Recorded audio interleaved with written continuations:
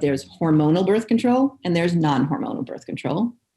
And then within the categories of hormonal birth control, there are many different levels as far as long-term reversible birth control, permanent birth control, which would be in the non-hormonal category.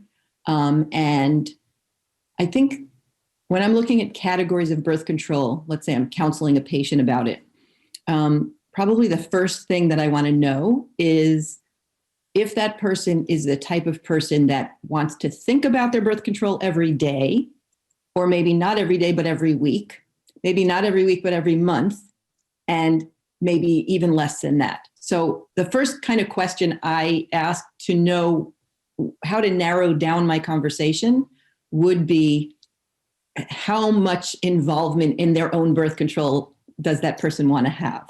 And we can kind of go down as detailed as you want in all the lists of what comprise all those categories, like daily versus weekly versus monthly. Okay, that makes sense, because there's a lot of options, and it can almost be kind of confusing. And I remember going in and asking, and I'm like, I have no idea. Yeah, so that's a good way to break it down. Yeah. One of the things that people do is, like, if you come in, sometimes I've heard from people, yeah, my doctor or my healthcare provider just gave me this big list and said, here's everything that's available.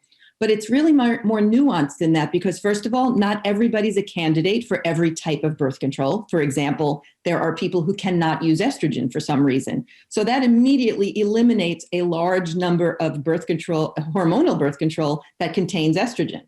So you have to kind of assess your patient for health and medical history. So who's a candidate for what?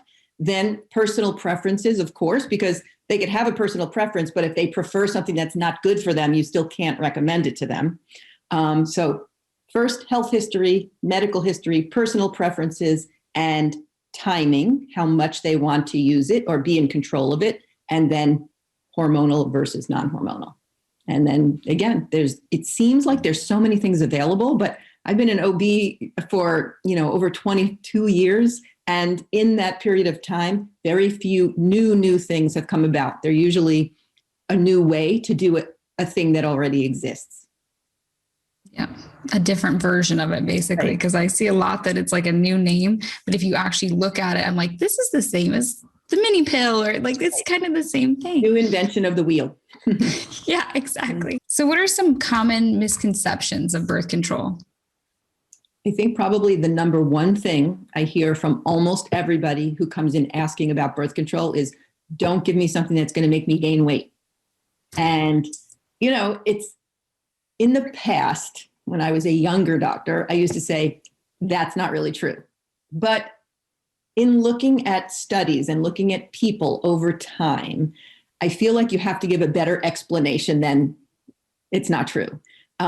Because one, as people are on any type of birth control, they're getting older while they're on it, right? So the inclination is for, as women get older, they do gain weight usually, if they're not somebody who's very attuned to, either watching a certain kind of diet or a lot of exercise or something like that. So one thing that's true is that the trend of gaining weight, first of all, in COVID, everybody gained weight. And second of all, so, people can't come into me and go, I started this new birth control a year ago, and here I am 15 pounds heavier. That's not your birth control. That's probably isolation.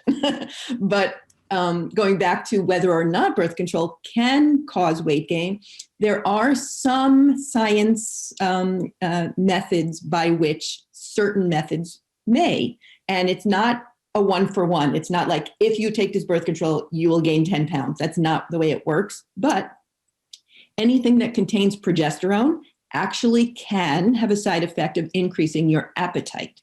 So if you have a progesterone containing birth control and your appetite increases and you eat more because you're hungrier, or you're looking for more kinds of comfort foods because you're hungrier, yes, you're going to gain weight. So I think a way to look at that is that be aware of that from the beginning so that you can have a strategy so that if that happens to you, you have a way to, not start to be an all-day snacker because now you're hungry because you have Depo-Provera or something like that. So it can be that your appetite increases.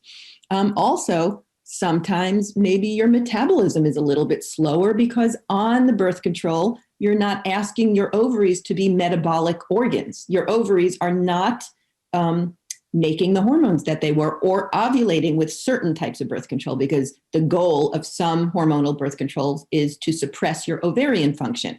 So if you don't have metabolic organs and your uterus is not filling up with blood and getting your normal 7-day moderate heavy period, your metabolism could be a little bit slower. So again, that's a mechanism by which people could gain weight. Scientifically speaking, evidence-based speaking, if you look at the studies where people have studied someone being on a particular hormonal birth control for 10 years or 15 years or something like that, average weight gain over a short period of time, let's say 3 to 5 years, is about 3 to 5 pounds. But nobody has ever really come up with the mechanism of that being the pill or the method itself or the other things that I'm discussing. So when people come in, they're very, very concerned because they all have a sister or a cousin or somebody who went on this and they gained 10 pounds within, 3 months or something like that. And, I can't speak to that particular person who might have had that particular effect, but I can tell you where the science is. So that's one misconception. Another misconception has to do with long-term fertility. Many, many people think that if you go on a particular method, a pill, an IUD, that for some reason there is some decrease in your fertility for some long range time for after that, from months to years, people have told me they think. And honestly, the science on that is quite clear. When you go off of a particular method and it's out of your system, like you stop taking your birth control pills, you actually are as fertile as you were before you went on it. You can be fertile right away. The only difference is, of course, if you started a pill at 30 and you went off it at 35, you're naturally less fertile than you were at 30, no matter what method you went on or off. So a 35-year-old who goes off of a birth control pill can come in and say, what should I consider about my fertility? For me, it's not about going off the pill. It's about the fact that you're now 35 and you're probably not ovulating with as much regularity as you were 5 or 8 years ago, So that's something to always dispel. And probably the third thing is that IUDs cause some kind of infection or cause all kinds of problems that people think their IUDs cause. And yes, there's a small percentage of people who have some problems directly related to an IUD, but in general, the IUDs of the olden days, like I'll have some older patients, 70s or older, who told me they had those kind of problems. They had a Dalcon shield in, which is a really old kind of an IUD, which caused problems in the uterus, caused PID, caused a lot of problems, and it went off the market.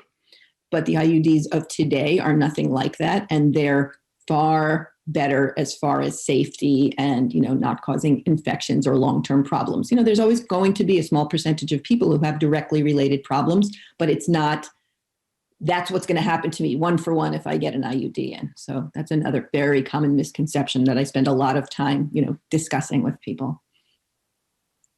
Now, if somebody went to try a birth control, how could you tell that maybe it's not right for them?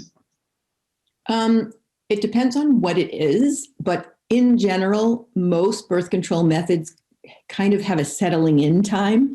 Like if I make a decision about a particular type of pill that somebody could be on, they're a good candidate for it, they want a daily method, they want control of their menstrual cycle. Those are all benefits that you can have from the birth control pill. But there's a lot of different pills, and it's not certain that that particular pill is for that person. So we usually have this thing in gynecology where a 3-month trial is probably what you need to do to make any kind of decisions about whether it's the pill for you. Now, again, that can be individualized. If someone goes on a pill and 2 weeks later they're having atrocious nausea, vomiting, and pelvic pain, I'm not going to tell them, just bear with that for 3 months and let me know how you are then. I would tell them, okay, maybe that's not the one, but that's not the usual case. I'm going, with generalities here. So if you put someone on a birth control pill and they're on it, usually the first month is kind of a wash. It takes at least that much to get used to it for their body. They're not even really protected in the first month. So we do tell them to use another method like a condom within that first month, usually. And then the second month, and of course the third month, is a better judge of whether or not you hit it right, And if you know a lot as a practitioner about different types of birth control pills, because even though, you may go to the pharmacy and they may substitute something for you that you weren't supposed to get, and they think it might be all the same, and they're not all the same. There are differences among different pills, and they are nuanced, and they are because of the different ingredients in the pill. So I may be able to just hear what the complaint is after 3 months. Like, it was good, I felt fine, but I bled in the middle when I wasn't supposed to bleed. I will know what to do about that, as to change it to a different pill that will make that less likely to happen. So you kind of have to work with somebody who knows about different methods, knows how to change the methods. There's a whole course that I took once about what to do with complications during birth control. So they kind of went over, specialists in only, family planning, who went over, if you got somebody with an IUD in, and this is what they're complaining of this month later, maybe irregular bleeding or something else that they don't like about it, here's what to do to kind of keep them on that course for another couple of months and then reassess. I'm not a person who likes to go, okay, you tried it for a month, let's just get rid of it, unless somebody's really unhappy. Do antibiotics mess with the birth control? Because I've heard a lot of people that go on antibiotics and they're like, I was on the pill and now I'm pregnant. Yeah, there's always potential, certain antibiotics more than others. What they do is, it's not like it inactivates the pill, but certain antibiotics trigger things to happen in your liver that activate these pathways that may metabolize the pill faster. So that's the problem. So a lot of it might depend on what part of the month it's in. Certainly, if you just started on a pill, like if you're in the first month of a pill pack or even the second month of a pill pack, and you go on an antibiotic for a period of time, you have to assume that at least on the days that you're on that antibiotic, you may be less protected. So it may metabolize it more quickly. And of course, there are certain medications, antibiotics and other things, that can change the amount of pill metabolite, let's say, in your system, higher or lower. So I always tell people that if they're on there's kind of a list that we pull up, that if you're on any of these, and I would say probably all antibiotics fit that list, but others as well. There's certain, antidepressants, certain mental health medications and things like that, that may make the pill higher or lower in your body. So be prepared for that period of time, another method. Yeah.